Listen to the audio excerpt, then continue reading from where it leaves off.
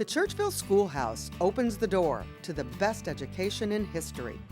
Visitors to the Churchville Schoolhouse take a step back in time to watch history unfold in a restored National Register of Historic Places property that dates to the Civil War era. Students of today walk in the footsteps of local farm children from the early days of DuPage County for an authentic living history experience led by a schoolmarm of the early 1900s. A visit to the Churchville Schoolhouse is hands-on, educational, and fun. Participants use slate chalkboards and McGuffey readers for the day's lessons. And children will be asked to follow proper classroom etiquette. Reading, writing, and arithmetic are practiced, and students test their skills during an old-fashioned spelling bee. And of course, no school day is complete without recess featuring games of the early 1900s. The schoolhouse is a popular place for scouts and day camps too. Group visits can also be arranged for service clubs, tour groups, and other adult organizations. The Churchville Schoolhouse Living History program is operated by the Elmhurst Historical Museum. Call the museum today to book a field trip or find out more information. Call 630-833-1457 or visit our website at churchvilleschoolhouse.org. The Churchville Schoolhouse is waiting to open the doors for your school or community group. Plan a memorable learning experience today for the best education in history.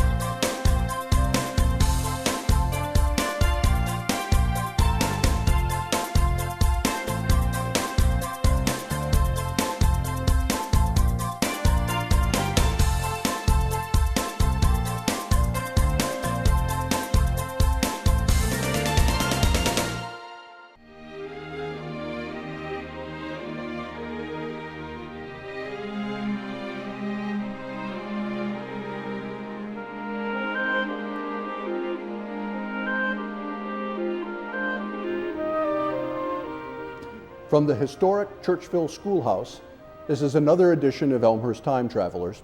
I'm Ken Bartels. And today we're going to explore the Elmhurst Historical Museum itself, the Elmhurst Heritage Foundation, and the Visionary Voices campaign. And to do that, we have Val Stewart, who is a past president of the Elmhurst Heritage Foundation and a board member, and Brian Berghager, director of the Elmhurst Historical Museum itself. And Brian, Val, first of all, welcome to Elmhurst Time Travelers, something you're both very familiar with, of course, because the museum and Elmhurst Arcana Town and the Heritage Foundation is the reason that this program exists. But I want to start, Brian, with a question for you, and that is if you could start simply by informing our audience, what is the actual formal relationship between the Elmhurst Historical Museum, a public museum, city-funded, and the Elmhurst Heritage Foundation itself? Well, thanks, Ken. Thanks for having us on as guests. And the partnership between the city and the museum and the Heritage Foundation goes back several years. The Heritage Foundation was created as a private fundraising and advocacy arm for the Elmhurst Historical Museum, which, as you said, is owned and operated by the city. So the Heritage Foundation is a way for the community to participate through advocacy and private fundraising in an endeavor that was undertaken by the city of Elmhurst actually more than 50 years ago. Okay, and Val, you've been involved, obviously as a past president, but you've been involved with the foundation from its beginnings. Why did you decide to take on a multiple role, many-year situation? Well, in my pre-retirement days, I was employed by District 205, Elmhurst Public Schools, and I joined the board because at the time, this place where we're sitting today, the Churchville Schoolhouse, was actually owned by District 205, and in 2001 it transferred to the city of Elmhurst and under the care of the Elmhurst Historical Museum. So at the time I was very involved in, personally invested in seeing this building restored and our educational program that, by the way, now exists, and we have school children here all year round actually, and all kinds of groups, scouting groups and adult groups as well. But at the time, many years ago, I was very invested in seeing all of this come to fruition, and that's really how I got involved.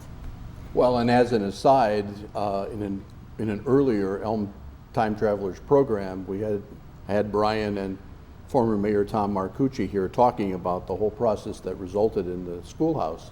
And after that program, one of the Elmhurst Archive of Town crew said, "This is great, we should shoot all of these here," which in fact we have done since. So that's an aside, but you know, as long as we're here in Churchville, we might as well, you know, talk about it a little bit. And Ken, we're happy to have you here for the Time Traveler program. Well, I'm happy to be here. Now, in the Gloss Mansion, in the museum itself, on the second floor, as many, many people watching us would know, is what I describe as the resident exhibit of Elmhurst history. It's there all the time. It's there anytime you visit. It's upstairs, and sometimes there are other things upstairs in the mansion. Sometimes the traveling or rotating exhibits are on the first floor. But the Elmhurst Historical Museum program on Elmhurst is upstairs, and it's been there since? Well, it's been there since 1987, and you're correct, the Historical Museum has an exhibits program that includes that exhibit, which is called Visions of Home, as well as a changing exhibits program. So, as you mentioned, even between our changing exhibits, there is the Visions of Home exhibit that's open to the public. And it was a wonderful exhibit. It was, as I said, created in 1987 and opened with a lot of excitement. And we found at the Historical Museum that with the passage of time, just like anything, like automobiles or kitchen designs, tastes change. And we need to stay current with current tastes and appeal to, frankly, today's audience as well. That's a couple generations ago, 1980s. So our plans are to do a new exhibit about Elmhurst history. And frankly, the Historical Museum needs to be a welcoming and engaging place for residents as well as for visitors to Elmhurst to come together to learn about and to celebrate the history of Elmhurst. So that's what we're looking to achieve with a new exhibit about Elmhurst history.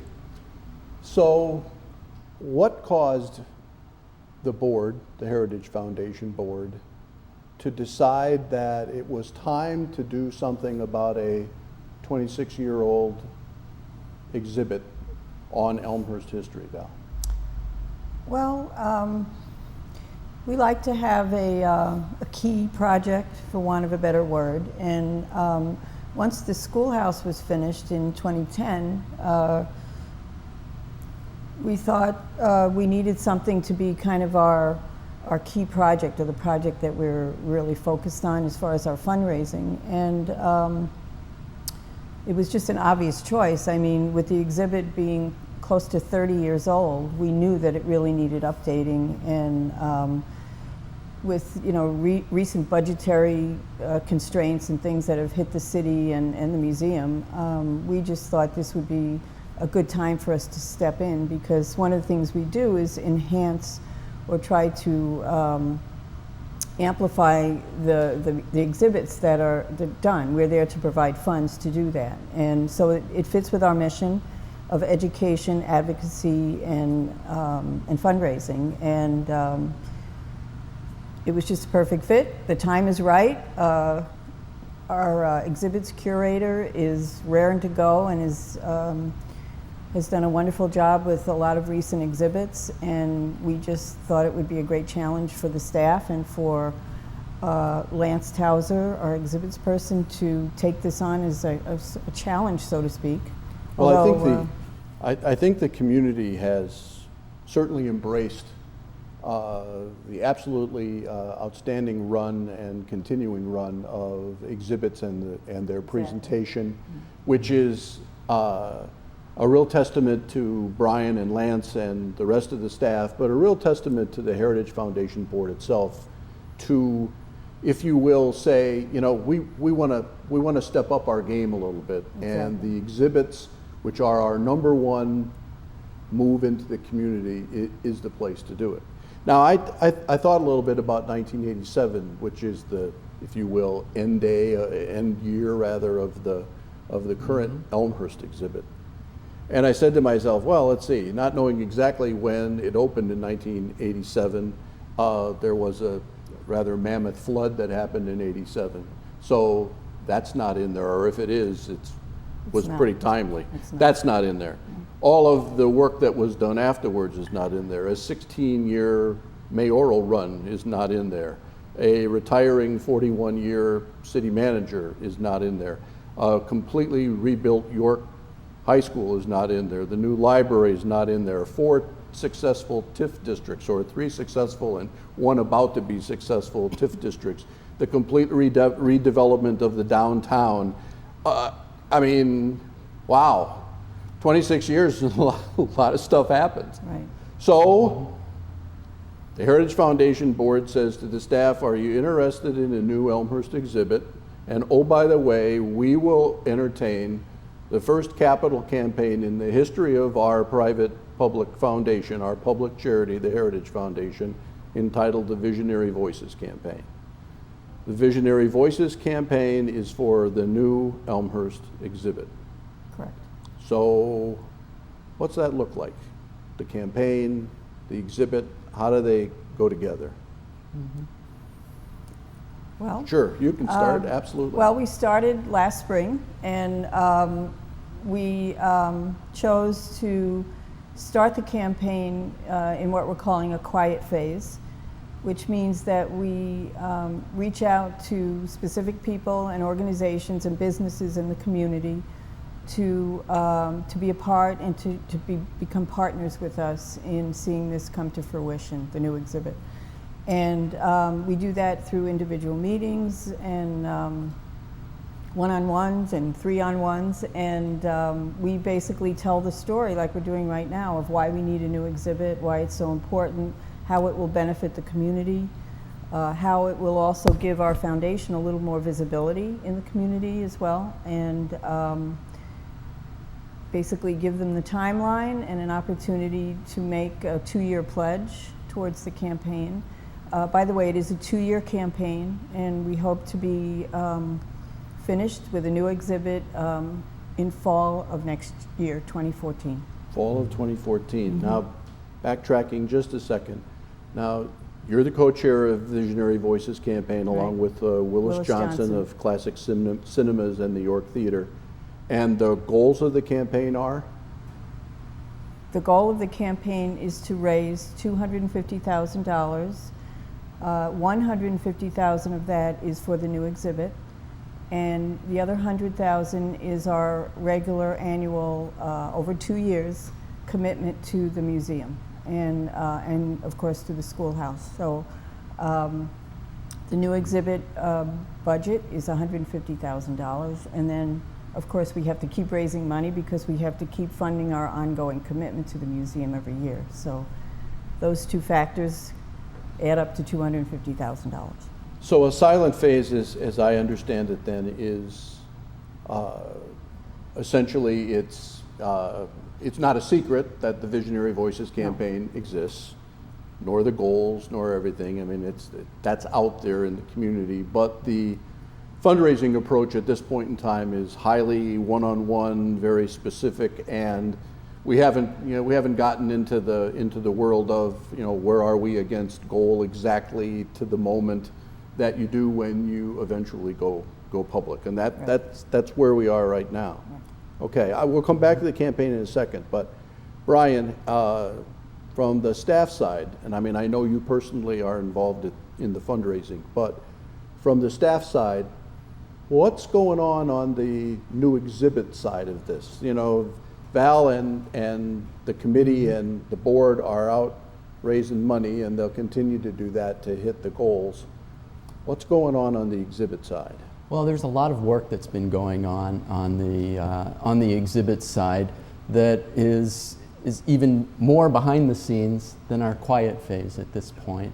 And an exhibit is a lengthy process, really, that has a starting point and will have an end point, which is, I think, our goal at the Historical Museum, a shared goal with the Heritage Foundation, which is a gala opening in fall of 2014 for our new exhibit.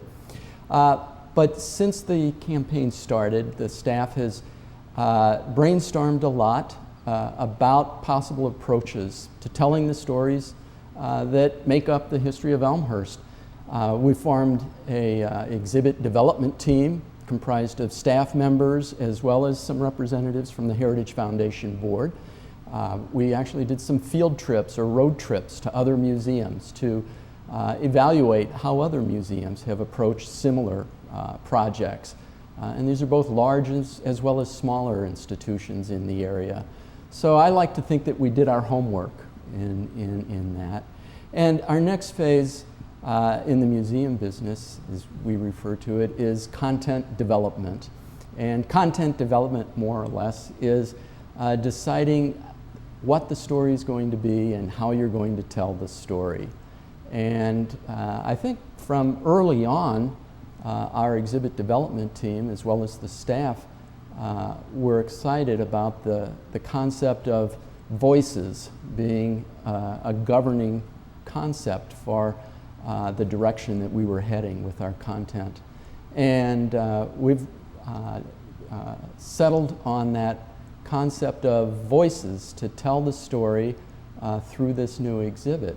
And the voices can take many different forms. Obviously, we'll have real voices. We'll have recordings of individuals sharing their recollections.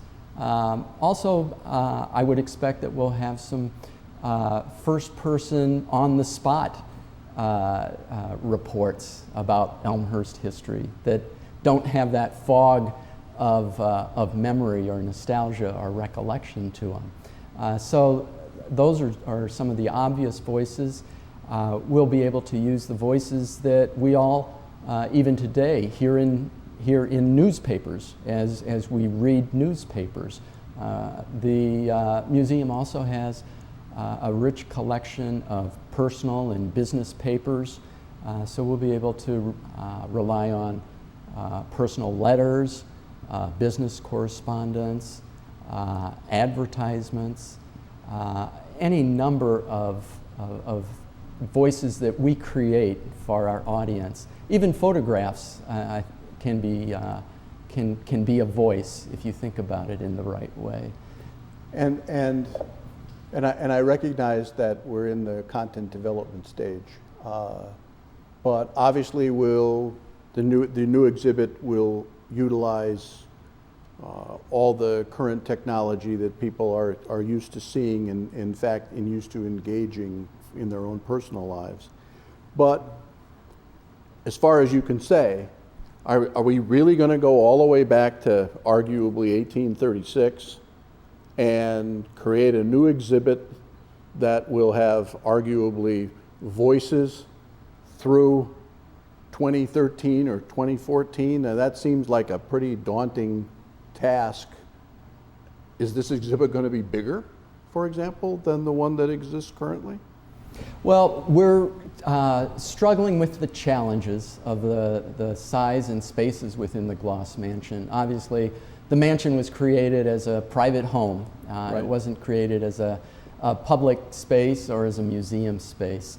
Lance Tauser, our curator of exhibits, is very creative, and he's had several years now under his belt in creating exhibits within those spaces. So I'm sure that the exhibit will be able to tell a comprehensive story about Elmhurst going back about 150 years up to the recent past.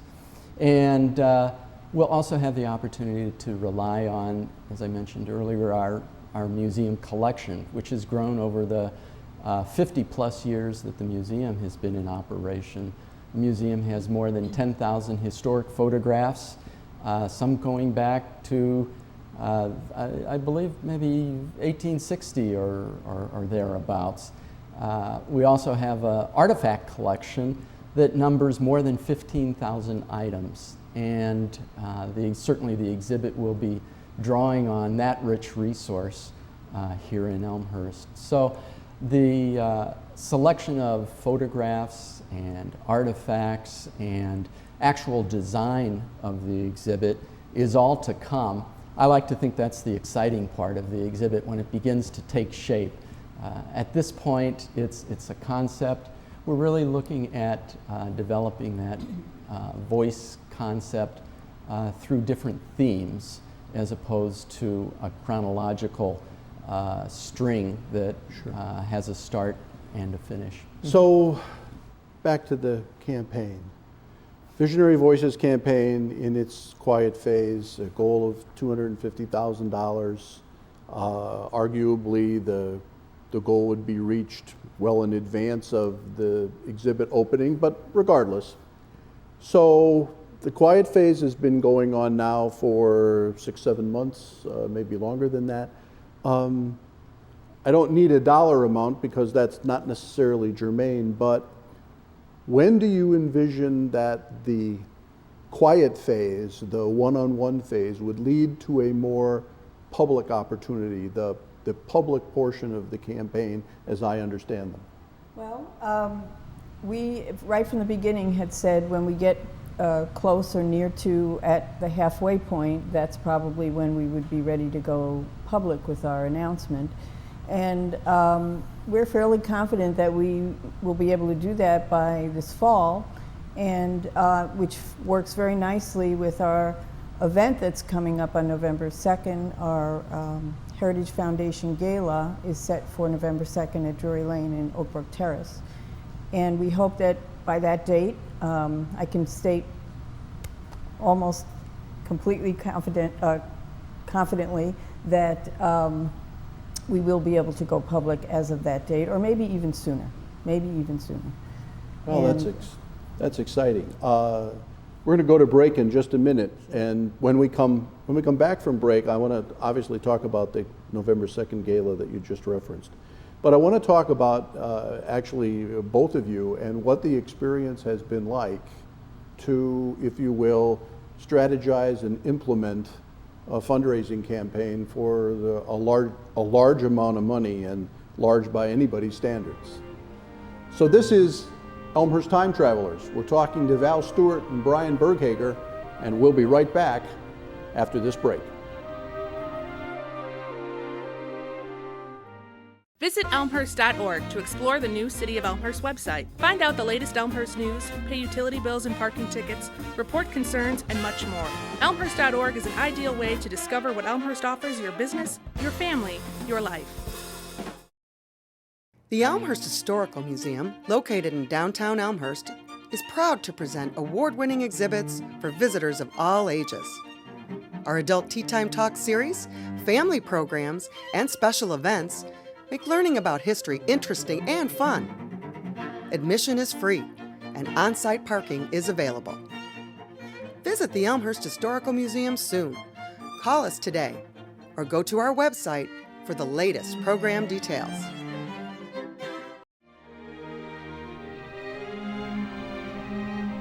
Welcome back to Elmhurst Time Travelers. I'm Ken Bartels, and with me today we have Val Stewart and Brian Berghager, and we're talking about the Visionary Voices campaign and the new Elmhurst exhibit that is its goal. So we're talking about raising $250,000, which sounds much bigger than $250,000 for some unknown reason. That's a lot of money. It's certainly well beyond anything that the foundation has ever undertaken before. I know there were serious discussions and probably a hard swallow or two before it was taken on, because it is a large number, but it's also a task that demands a lot of hours and time. And I know the hours and time have come from the two of you and your committees and staff and what have you. I'm curious as to, one, whether either one of you have done serious fundraising before, and whether you have or haven't, what's this experience been like? Well, I have done some in the past, nothing to this extent, and this amount of money is, when I first heard the amount of money, I was a bit overwhelmed, honestly, and but I look at it as a challenge, and I feel very strongly that this is something that we really need done in Elmhurst, and this is such a great community and one that I care a lot about, and I just thought, well, we'll give it our best shot, and we'll appeal to the community at some level or at some stage along the way, and I know that we have a lot of people in Elmhurst who are have been here all their lives and feel very passionately about the town the way I do, and would be willing to help us. And that's what I just kept telling myself, that there are people in this community that care about this and will care about this, and so far we're doing pretty well, I think,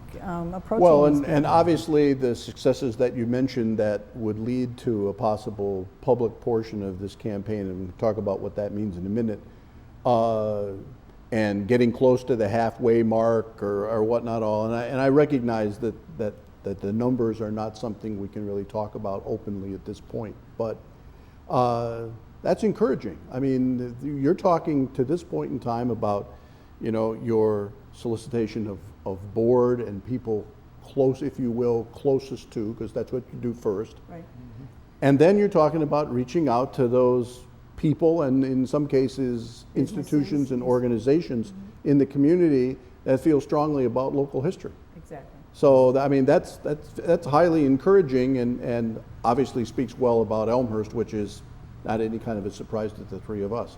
Brian, your experience with fundraising? Well, I've done some fundraising, never a capital campaign like this, and I find it to be a personal challenge as well.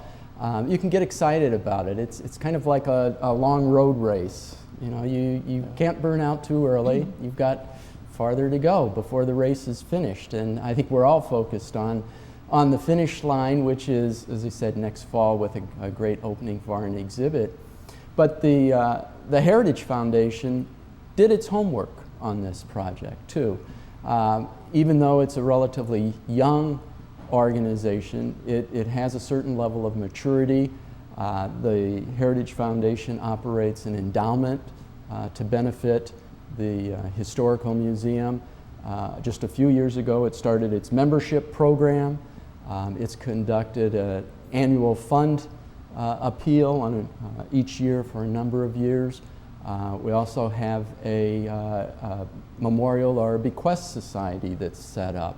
So by any stretch of the imagination, it's not something that was unimaginable for the organization. And I think it logically was maybe the next step in the growth of the Heritage Foundation. And we'll take both the foundation and the Historical Museum to a higher level here in Elmhurst. Yeah, I also would like to add that in addition to Willis Johnson and myself, we have a great committee, that campaign committee that has been formed, made up of our board members, but we've also invited several people from the community to help us to raise the money on this sort of ad hoc committee. And we felt that by doing that, that gives us a lot of credibility in the community, that there are so many people that are willing to help us to do this, and that's been great because they're reaching out as well as the board members are, and that has been great. Well, and the public phase that we've mentioned a couple of times,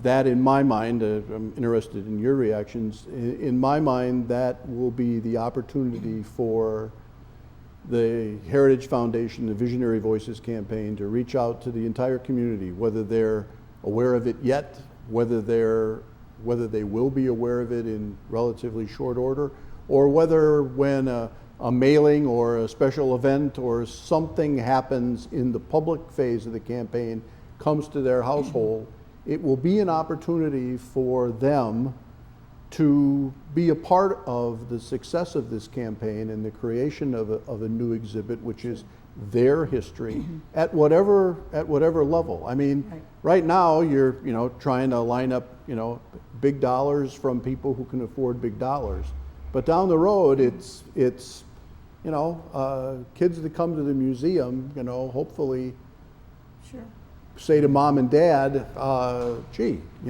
can we help? I go there all the time. Sure. I really love that place. Well, and the museum is free to the public. I don't know, everybody might not know that, but there is no admission fee to the Elmhurst Historical Museum. So it is a part of this community and everyone is welcome to come. I can't tell you how many times I've run into people who tell me they haven't been there in years and years, sometimes even decades. And I say, no, you have to come because it's so great now. It's a very vibrant, wonderful exhibits and great events that we're doing, and we want to involve everybody. So you're right, even if it's $5, when we go public and you receive something in the mailbox, we hope everybody will want to be a part of it, and even if it's a tiny little piece, to be a part of it and to help us reach our goal. Well, and whether they become a part of it or not, the pride and the excitement that's going to be associated with a brand new Elmhurst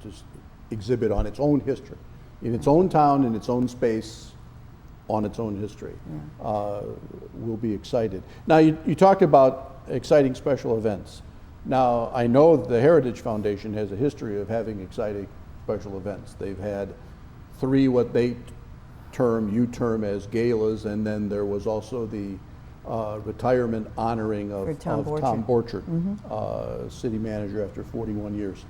So the Visionary Voices Gala on November 2nd, which you referenced in the first half of the program, just some basic facts and details. Well, it's Saturday, November 2nd at Drury Lane in Oak Brook Terrace. We have a wonderful program planned that involves music through the ages, sort of. We hope to give everyone a glimpse of what the exhibit will be like, and just through some conceptual drawings and a little narrative about what we're envisioning for the exhibit. And of course, we will have dinner and cocktails, of course, and auctions, both silent and live auctions. We have a live auctioneer coming. And our auction prizes are looking to be phenomenal. A lot of travel packages, sports tickets. We have a sailboat excursion on Lake Michigan combined with a hotel and dinner, I believe, package. And tickets cost? Tickets are $125 per person. Okay. And a table for 10, of course, is $1,250.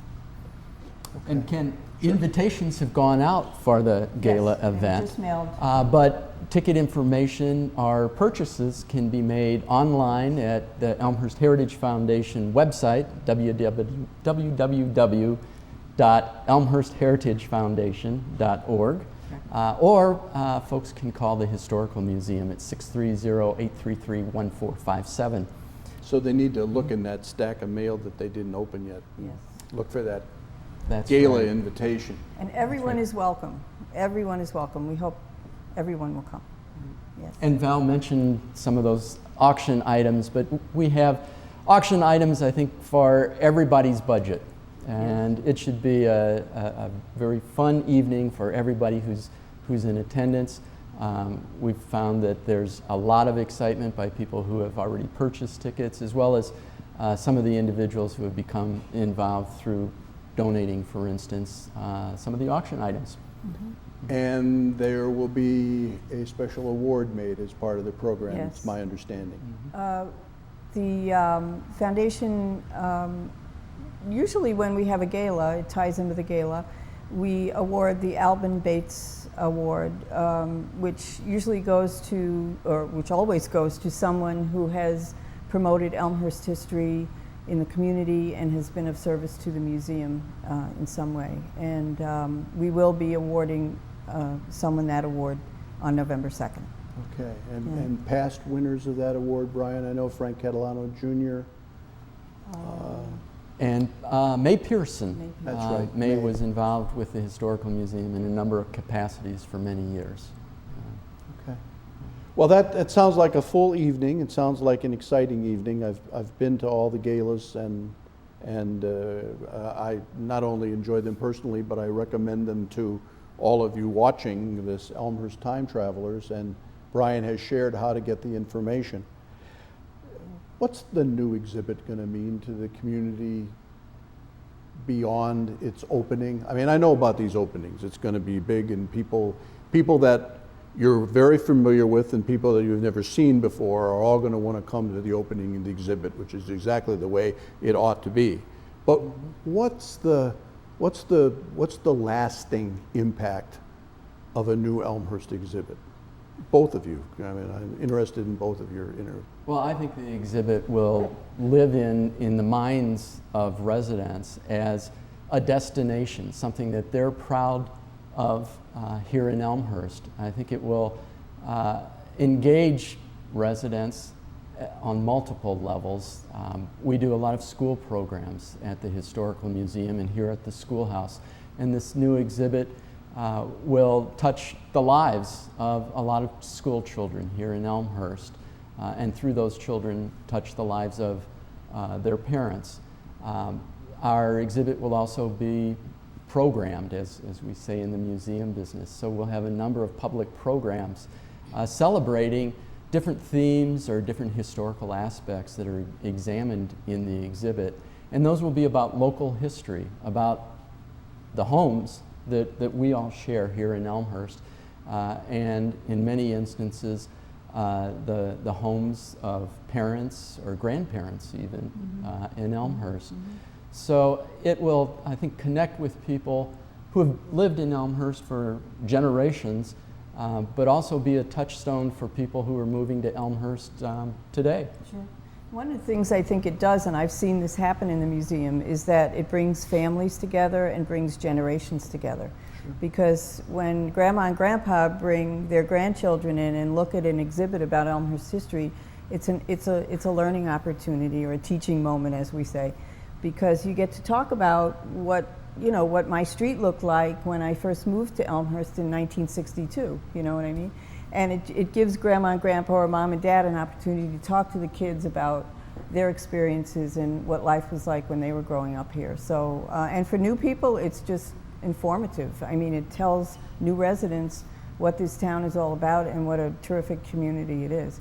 And one of the important things I wanted to mention is that we hope that this exhibit will not only appeal to people in Elmhurst, but with this thematic approach that we're taking, we know that there are universal themes that happen to every community. Things like business and play and disaster and things that everyone can relate to. So someone from a nearby community or anyone from the metropolitan area can come in and relate to the exhibit in some way, even though it's not specifically about their town. They can relate to it because their community probably experienced something very similar. Well, and I think we're already seeing the high quality of the exhibits that Brian and Lance and the staff have created with the foundation's help, of course.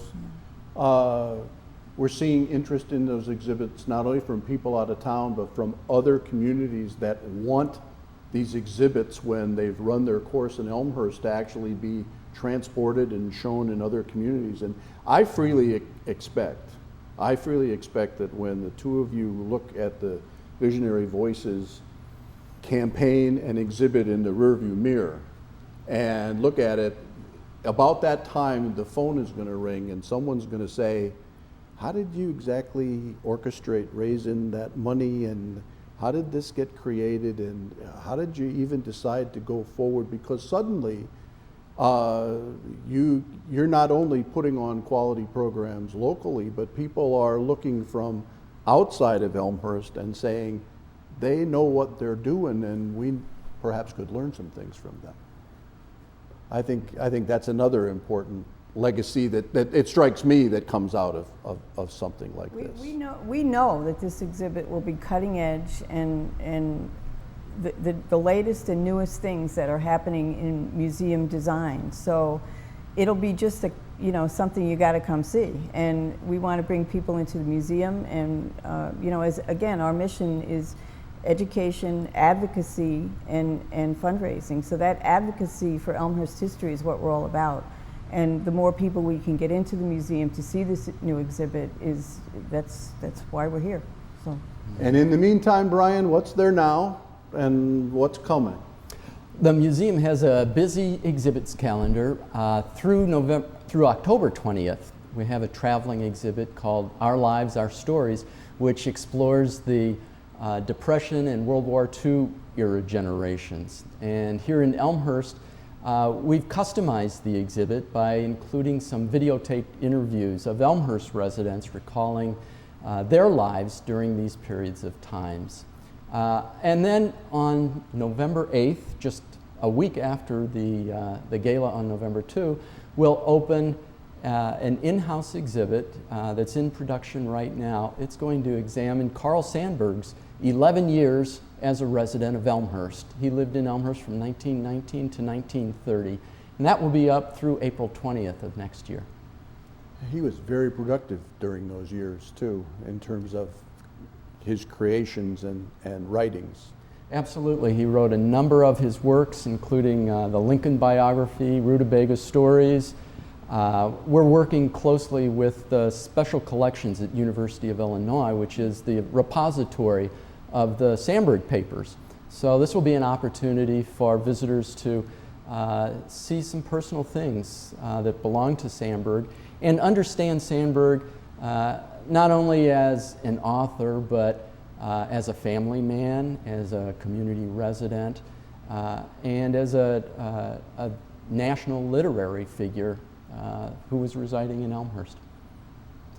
I want to just take a second to step back to that 26 years since the last exhibit was ended in terms of what it was displayed. I presume that the planning for the future won't let that happen again. In other words, there's always got to be, when the exhibit opens, arguably the chronicling of time stops at that point for that exhibit. But has there been some thought about how to make sure that it stays fresh and current? We're almost out of time, so. Sure. The opportunity to continually or regularly update the exhibit is being built into the design and also the fabrication. So we'll be able to take occasions every year, for instance, to either update sections or if the opportunity presents itself, to add something very quickly that Sure. might be of importance to our visitors and to the Elmhurst community. And the technology too. I Right. mean, we can update the technology along the way as well, which is really important. Yeah. Okay. One last thing. Once again, the gala is on. November 2nd, Saturday, Drury Lane, Oak Brook.